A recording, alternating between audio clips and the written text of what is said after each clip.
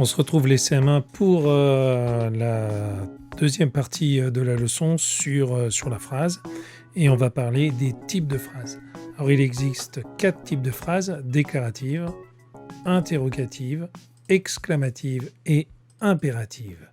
Alors on ne commencera pas par la phrase déclarative parce qu'en fait la phrase déclarative c'est la phrase normale, celle qui n'est ni interrogative, ni exclamative, ni impérative, donc on en parlera juste en dernier. Une phrase interrogative, elle pose une question et elle se termine par, tu connais déjà, le point d'interrogation. Une phrase interrogative pose une question, elle se termine par un point d'interrogation. On va à l'école travailler sur des phrases déclaratives qu'on va transformer en phrases interrogatives. La première chose qu'on va se poser comme question, c'est quelle réponse on attend. Si on attend la réponse oui ou non, on a 3 façons de faire la phrase interrogative.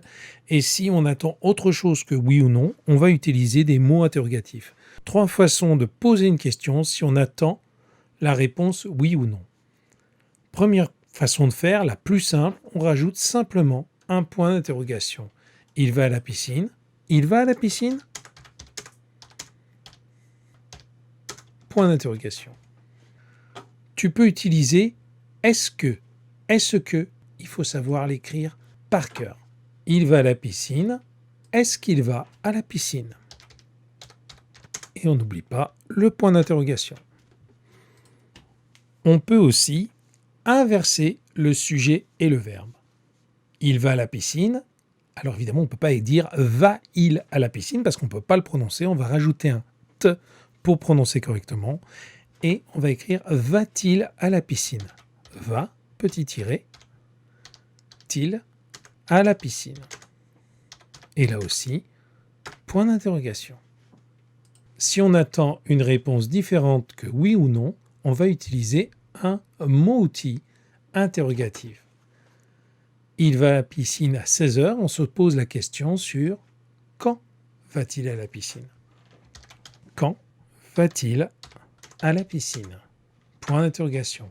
On a utilisé le mot interrogatif quand, et on n'oublie pas évidemment le point d'interrogation. Il va à la piscine à Saint-Pierre-d'Albigny, on se pose la question où va-t-il à la piscine ? Où va-t-il à la piscine ? Point d'interrogation. On a utilisé le mot interrogatif ou avec un accent. Celui-ci, celui qui n'a pas d'accent, c'est pour dire ou bien. Il va à la piscine en vélo. On se pose la question comment va-t-il à la piscine ? Point d'interrogation. Et on a utilisé le mot interrogatif comment.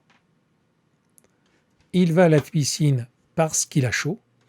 On se posait la question pourquoi va-t-il à la piscine ? Et on a utilisé le mot interrogatif pourquoi. Voilà pour la première partie. Dans la seconde vidéo, on voit la phrase exclamative.